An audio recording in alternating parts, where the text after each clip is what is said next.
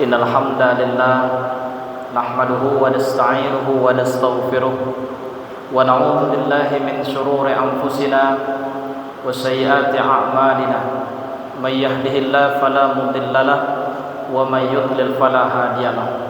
Asyhadu an la ilaha illallah wahdahu la syarika lahu wa asyhadu anna Muhammadan 'abduhu wa rasuluhu sallallahu alaihi wasallam la nabiyya ba'dahu.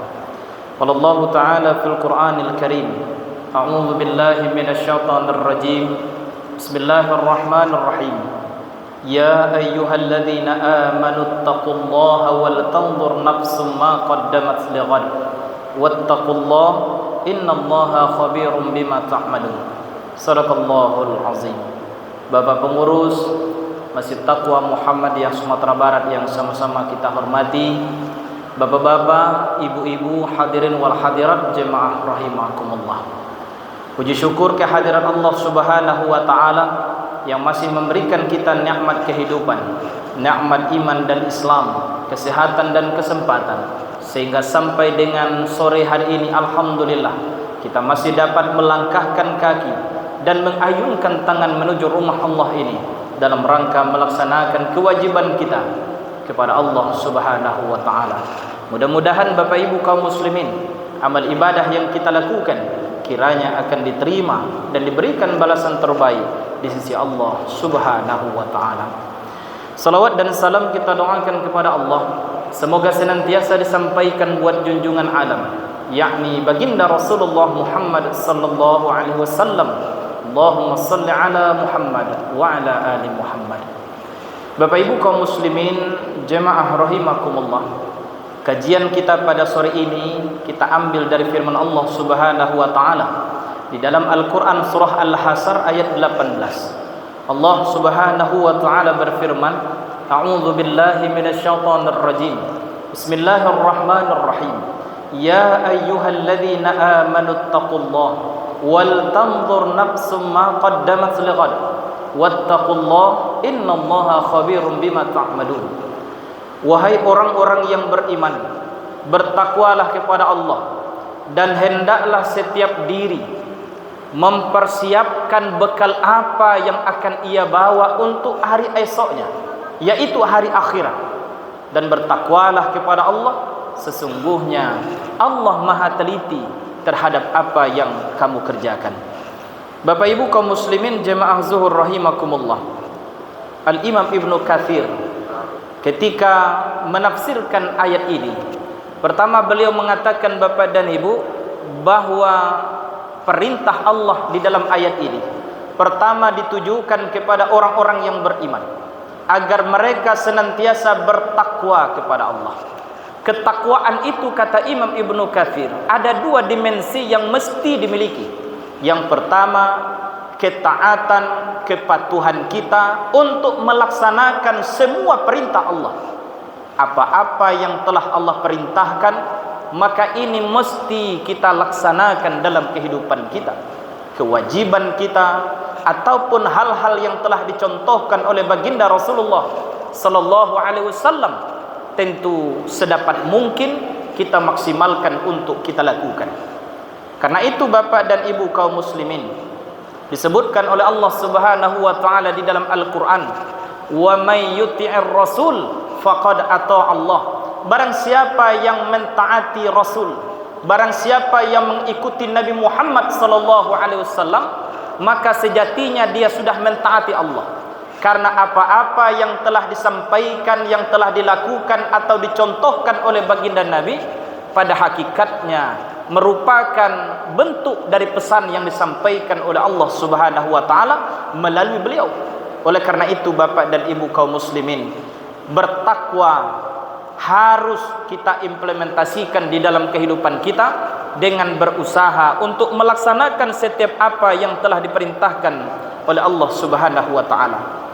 Yang kedua Bapak dan Ibu kaum muslimin, Al-Imam Ibnu Katsir menyebutkan bahwa ketakwaan itu dimensi yang kedua adalah meninggalkan apa-apa yang dilarang oleh Allah. Karena itu larangan yang telah ditetapkan, yang telah disampaikan oleh Allah Subhanahu wa taala lewat Al-Qur'an, ataupun lewat baginda Nabi sallallahu alaihi wasallam, maka semua itu kita upayakan agar kita jauhi dan kita tinggalkan. Karena itu Bapak dan Ibu kaum muslimin, tidak akan sempurna ketakwaan kita di hadapan Allah bila mana kita rajin beribadah, memaksimalkan ketaatan, namun di sisi lain masih melakukan dosa dan kemaksiatan. Seseorang yang benar-benar bertakwa tentu bukan hanya sebatas rajin melaksanakan sholat, bukan hanya dilihat apakah dia berpuasa Ramadan atau tidak, akan tetapi dia juga mesti mampu meninggalkan mulai dari perkara yang kecil sampai dengan hal yang besar yang telah dilarang oleh Allah Subhanahu wa taala. Yang kedua Bapak dan Ibu kaum muslimin jemaah rahimakumullah, di dalam ayat 18 surah Al-Hasr ini ada pesan yang tentunya dapat kita ambil sebagai pelajaran dalam kehidupan kita, bahwa Allah Subhanahu wa taala mengingatkan kepada orang-orang yang beriman, di samping mereka mesti berusaha menjadi manusia terbaik dengan menjadi orang-orang yang bertakwa di hadapan Allah Subhanahu wa taala, namun juga Allah memerintahkan wal tanzur nafsum ma qaddamat lighad, hendaklah setiap diri mempersiapkan bekal apa yang akan dia bawa untuk hari esok. Bapak dan Ibu kaum muslimin jemaah rahimakumullah, kehidupan akhirat, kehidupan hari esok adalah kehidupan yang pasti akan terjadi. Bahkan Al-Imam Al-Qurtubi memahami makna ghad di dalam ayat tersebut, bahwa esok itu bermakna hari kiamat. Esok itu kata para ulama bisa bermakna kematian. Esok itu bisa bermakna akhirat, karena bergantinya waktu, bertambahnya usia, maka semakin dekat kita dengan kehidupan hari esok. Nah Bapak dan Ibu kaum muslimin jemaah zuhur rahimakumullah, hari ini kita baru berada pada tanggal 2 Rajab 1446 Hijriah, bertepatan juga dengan 2 Januari 2025 Masehi.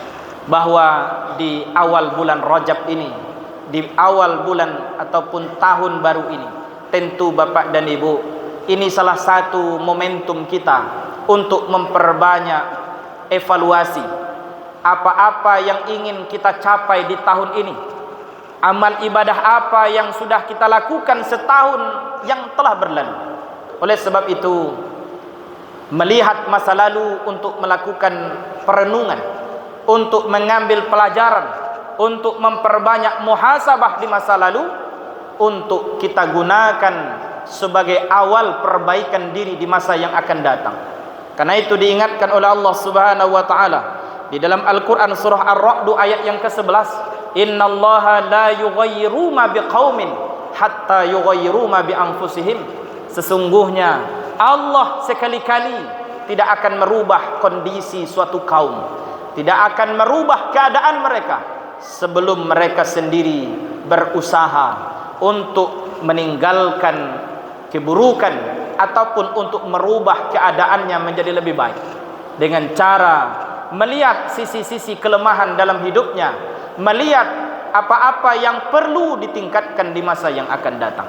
Nah Bapak dan Ibu kaum muslimin jemaah salat asar rahimakumullah, oleh sebab itu ini perlu kita jadikan sebagai pedoman, bahwa Allah jauh-jauh sudah menyampaikan, mengingatkan kepada kita bahwa akan datang satu masa kita akan hidup di hari esok. Oleh karena itu, salah satu kunci kehidupan hari esok itu adalah dengan mempersiapkan diri dengan bekal yang terbaik. Di dalam Al-Quran diingatkan oleh Allah Subhanahu wa taala, fatazawwadu fa inna khairaz zadi taqwa, berbekallah kamu dan sebaik-baik bekal itu adalah ketakwaan. Karena itu Bapak Ibu, kalau di dalam perintah bertakwa yang pertama kata Imam Al-Qurtubi, ini agar kita memperbanyak taubat kepada Allah, agar kita segera minta ampun kepada Allah atas dosa dan kesalahan. Lalu diulang lagi dalam ayat yang sama, wattaqullah, bertakwalah kepada Allah. Kalau perintah bertakwa yang pertama kata Imam Al-Qurtubi dalam rangka agar kita bertaubat atas dosa dan kesalahan kita di masa lalu, agar kita banyak-banyak beristighfar atas dosa dan kesalahan kita. Namun perintah bertakwa yang kedua dalam ayat tersebut bermakna ke depan. Bagaimana kita lebih berhati-hati agar kita lebih waspada, jangan sampai kesalahan, dosa, kemaksiatan yang pernah kita lakukan di masa lalu terulang kembali di masa yang akan datang.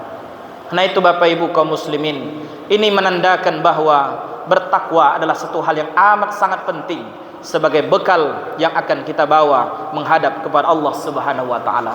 Kemudian juga di dalam ayat ini disebutkan oleh Allah Subhanahu wa taala, sesungguhnya Allah Maha teliti terhadap apa yang kita lakukan. Tidak satu pun yang luput dari pengawasan Allah. Tidak satu pun amal ibadah kita, amal perbuatan kita yang ditinggalkan oleh Allah. Sekecil apapun kebaikan akan Allah perlihatkan nanti balasannya. Begitu pula Bapak dan Ibu, di saat kita melakukan dosa dan kesalahan, meskipun hanya sebesar zarrah, maka itu pun akan diperlihatkan nanti balasannya di hadapan Allah Subhanahu wa taala. Mudah-mudahan Bapak Ibu, hari ini lebih baik daripada kemarin. Hari esok kita upayakan dan kita maksimalkan agar lebih baik daripada hari ini dan sebelumnya. Demikian yang dapat kita sampaikan. Terima kasih atas segala perhatian dan mohon maaf atas segala kekurangan. Billahi taufiq wal hidayah. Assalamualaikum warahmatullahi wabarakatuh.